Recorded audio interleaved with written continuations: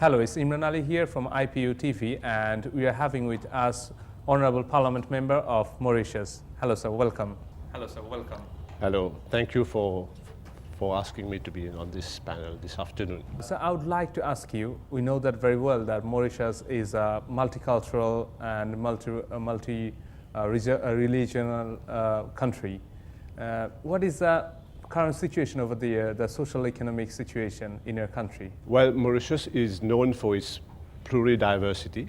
Therefore, there are several races, people coming from Africa, from India, from China, and from Europe.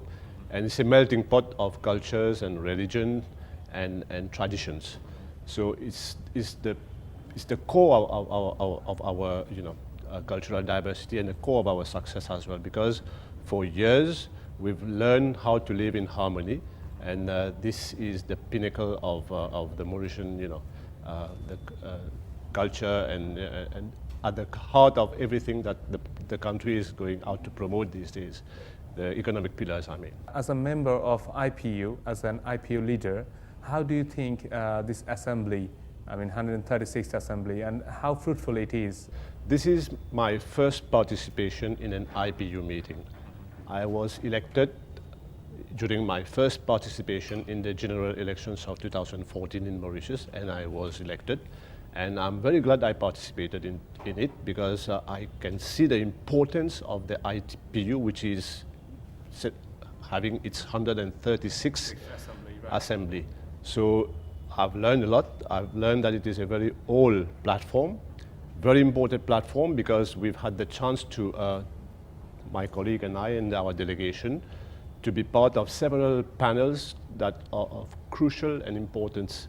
The last one being this morning itself, where we were talking about, human rights as they affect ex-parliamentarians who are being, were having a hard time in their own countries.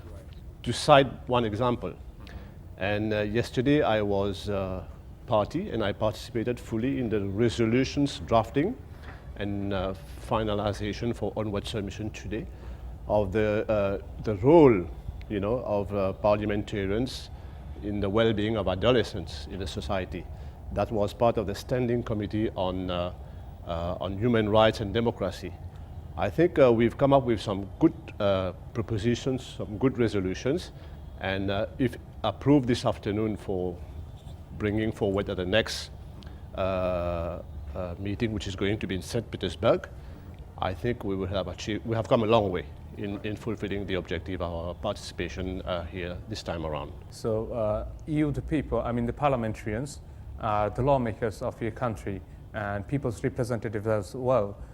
You were coming here and you were talking over the issues which are really very critical, like human rights issues, gender inequality issues. How do you want to implement it in your country, and what is the present situation of human rights in your country as well? It's good. Mauritius has a long standing reputation of democracy, of human rights preservation. Well, of course, here and there are some issues every now and then, but no country is immune to this. But overall, our country fares very well in terms of indices. And like I said earlier, we use this for all kind of promotion for our country, because our country, mind you, does not have any resources save its the human resource. Right. So we rely on the financial sector, we rely on tourism, we rely on ICT, from a once monocrop sugar-based economy, which has well diversified now, and we need to have good indices to attract investors in our country.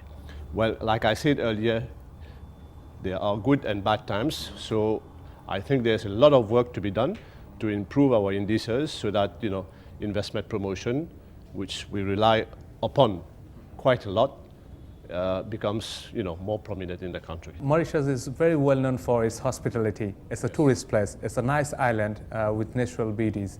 How do you find the hospitality of Bangladesh? Because Bangladesh is hosting this. This is the very first time IPU is in Bangladesh.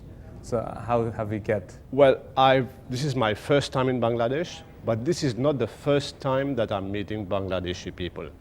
When I graduated from the University of Singapore in 1993. My first job as a civil engineer was on the construction site, and I had the opportunity to work with a lot of Bangladeshi workers.